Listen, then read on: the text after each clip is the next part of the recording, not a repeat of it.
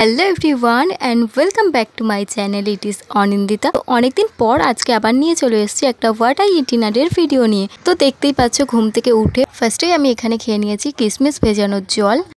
দেন যেহেতু আজকে সানডে ছিল তো ব্রেকফাস্টে করে নিলাম হচ্ছে কচুরি।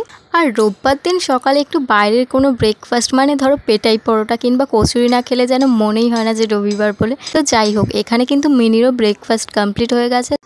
আর আজকে বাইরে দেখো সেই রোদ উঠেছে, মানে মার্চ মাস এখনো শেষ হতে পারলো না আর গরমটাও পড়ে গেছে তেমন, মানে কি বলবো। তো কি আর করার, এই রোদের মধ্যেই বেরিয়েছিলাম কারণ আজকে একটা জায়গায় নিমন্ত্রণ আছে। মানে আমার একটা বোনের বার্থডে ছিল, বার্থডেটা ছিল হচ্ছে কালকের, বাট আজকে যেহেতু সানডে তো আজকে খাওয়া দাওয়া ছিল ওখানে। তো এরপর ওখানে তারপর দুপুরে লাঞ্চটা যেহেতু ওখানেই করেছিলাম।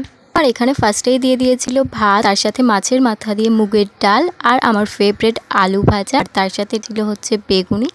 দেন এটা খেয়ে নেওয়ার পর এটা দিয়েছিল হচ্ছে এঁচোড় চিংড়ি, যেটা আমার খুবই পছন্দের। তো এরপর দিয়ে দিয়েছে এখানে চিকেন কষা, আর চিকেনটাও খুব টেস্টি হয়েছিল।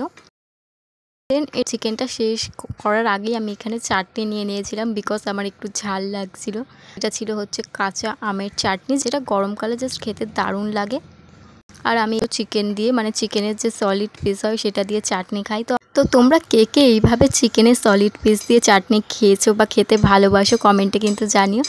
দেন এটা দিয়ে খাওয়া হয়ে গেলে এখানে ছিল হচ্ছে পায়েস মিষ্টি, বাট সেটা আর আমি নিলাম না কারণ পেট অলরেডি আমার ভরে গেছে। তো যাই হোক, এরপর আমরা বাড়ি চলে আসি। আর এই গরমের দুপুরে এত কিছু খাওয়ার পর একটু কোল্ড ড্রিঙ্কস না খেলে কি চলে বলো? তো সেই কারণে এখানে নিয়ে নিয়েছিলাম আমার favourite Coca Cola. By the way, আজকে ব্লগটা এতটাই। সবাইকে বাই বাই।